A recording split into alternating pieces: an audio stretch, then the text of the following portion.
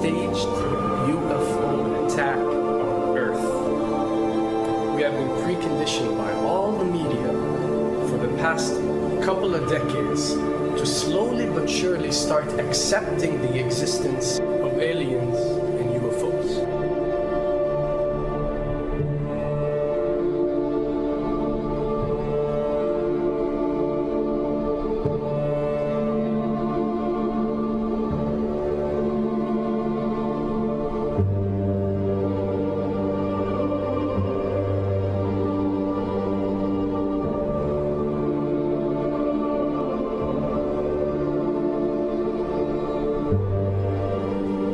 I can tell you right now that 99% of every UFO sighting that has ever taken place has actually not been an unidentified flying object, because this has always been military technologies.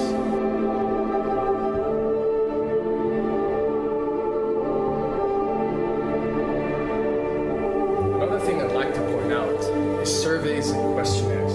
You know, we get surveys and questionnaires all the time, sent out by the state or by the government or by our rulers and our officials and so on and so forth. Do you really think that these ruling powers care about what you think? Do you really think that they're waiting to ask you and receive your answer before making a decision? What happens with these questionnaires is that they are released. For example, what country do you think the US should attack next? And if it yields back results like 70% of the US population believe Iran is the next country that should be attacked, this is actually a study conducted for the effectiveness of the media propaganda that they are using. So when they get such results, they look at it and they be like, all right, amazing. Our media propaganda is working. We are purposely trying to manipulate people to think that Iran should be the next one, and check out the survey results. We're doing a great job in propaganda. That's what it's all about.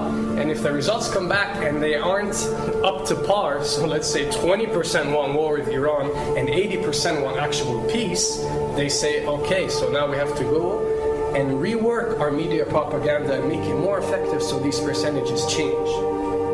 Why am I saying this? Because of the UFO phenomenon. Since the 60s, the amount of people who believe in extraterrestrials have skyrocketed, and are only increasing day by day in our modern world. This only confirms the success and the plans that are taking place to first manipulate you to believe in UFOs, and second, to conduct a UFO attack that is going to force the whole world to unite to fight off this enemy and accept the New World Order.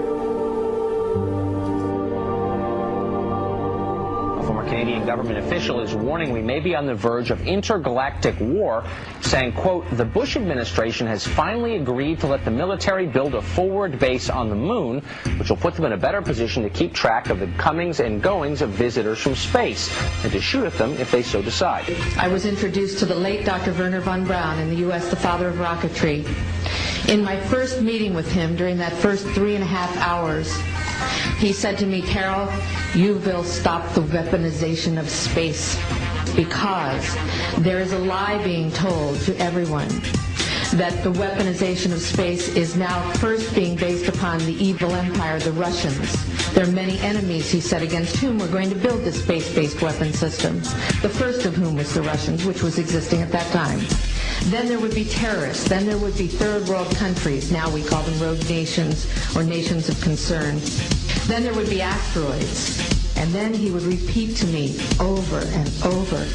And the last card, the last card, the last card would be the extraterrestrial threat. As a military strategist, as a person who worked on the MX missile, which I did later, he said, you will find that there is going to be a spin to find some enemy against whom we have to build space-based weapons, and now we should expect the spin.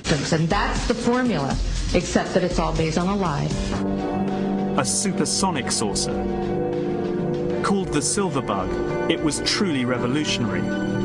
The plans show in detail a multi-jet engine craft that boasted amazing maneuverability and speed. It's an intriguing thought that this concept may tie in with the work of the German scientists who brought saucer technology to the US at the close of the Second World War. What was needed were certain cover stories. What do you do when people are spotting aircraft and then telling reporters that they've seen something very unusual flying out of an airbase in Nevada?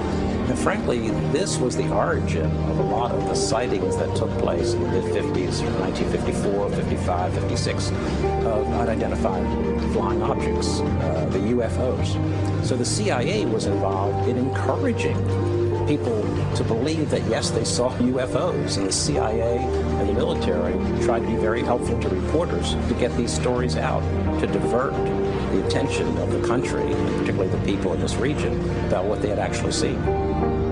Mexican Air Force pilots capturing on videotape what are said to be 11, count them, 11 UFOs. The Mexican Air Force has released a video that some of you are going to find difficult to believe. A journalist says it shows images of UFOs tracking a Mexican military plane. So what's the truth about UFOs? The story of successive attempts to develop radically new forms of flight, conducted under the strictest secrecy, is inextricably bound up with our relationship with UFOs over the last 60 years. Whether it's Allied pilots buzzed by strange balls of fire in 1942 or the Roswell incident 5 years later, there is a strong case to be made that secret military technology offers a convincing explanation for many UFO stories. Anytime the government has secrets that they can keep from us, they can manipulate us by those secrets. In essence, they still remain 25 years at least ahead of us in technology, information, and knowledge and secrets, and they are using them against us. I heard over the years many times over that the plan to usher in the New World Order would be to make all the people in this country and around the world feel totally helpless to prevent the New World Order from occurring, this world dominance plan, by saying that we had been invaded by aliens, so that we would say, oh, please, UN, come in and help us all. So bear in mind that there is a plan, orchestration, to get people to be submissive through a secret technology and information that they're keeping from you under the blanket of the so-called National Security Act.